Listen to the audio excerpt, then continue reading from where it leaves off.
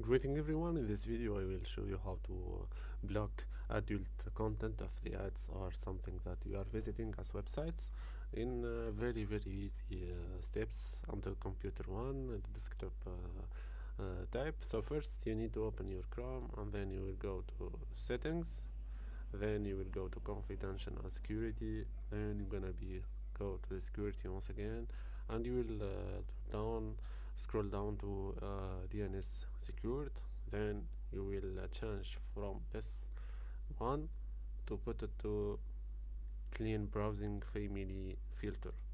Why is that? It is really important and with this impact because it will filter any family sharing content, so Google will filter and remove all let's say all things that it is related to adult content and so on. I hope you like the video.